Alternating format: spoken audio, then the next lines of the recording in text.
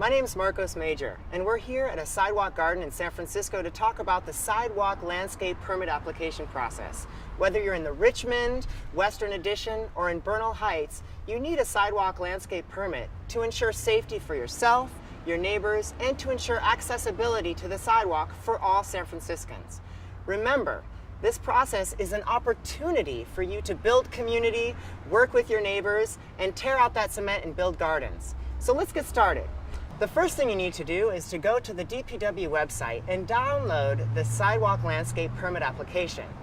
Once you fill that out and write your check, you're going to need to go out to your sidewalk and actually do some measurements. How big is the sidewalk? Where's the garage? Where are the doors? All of this information and measurements are crucially important for DPW staff.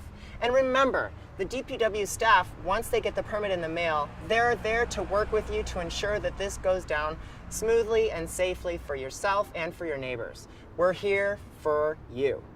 So, you have your application, you have your map. How big is the sidewalk? How big is the garden? All of that information is crucial. Let's talk about the requirements first. The sidewalk itself needs to be at least 6 feet wide. This sidewalk is a little bit deeper than that.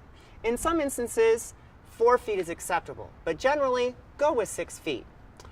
And then let's talk about the gardens. The gardens themselves are generally found on either side of the sidewalk, the property side and the curb side.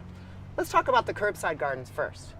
So as you can see, I'm walking here on this path. This is called an accessibility path. This is required for all curbside gardens wherever there's a parking spot. So this is 48 inches wide, or 4 feet, and it must be set to ADA or American Disabilities Act standards. That means cement or pavers that are set to ADA standards. Let's look at this other piece here. We have the courtesy strip. The courtesy strip is this 2-foot strip. You measure it from the curb face all the way into the garden, 24 inches. As you can see, the courtesy strip goes all the way to here, and the courtesy strip's required anywhere that there isn't a tree. Tree basins can go all the way to the curb. Let's talk about the edging treatments for a moment. This is a great example of really quality edging that not only looks beautiful and will upstand dogs and humans, but it also will ensure that water gets into these gardens. So edging treatments need to be between 4 inches and 15 inches tall, and they need to go on the bookends as you approach the garden on the sidewalk, or they can go around the entire garden as you wish. The materials can be wood, stone, brick. It doesn't really matter. What matters is that it's between 4 and 15 inches and that it allows water to get into the garden. Let's talk about the property side for a moment. On the property side gardens, you also need edging treatments on the bookends as you approach.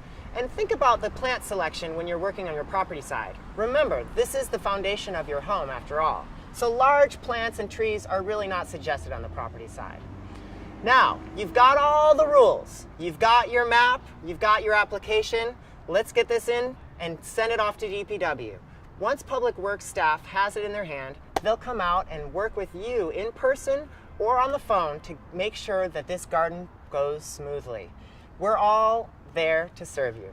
So thank you so much for doing your part to build green jobs in San Francisco, build habitat, sequester carbon, and create more beautiful, vibrant neighborhoods in our fair city.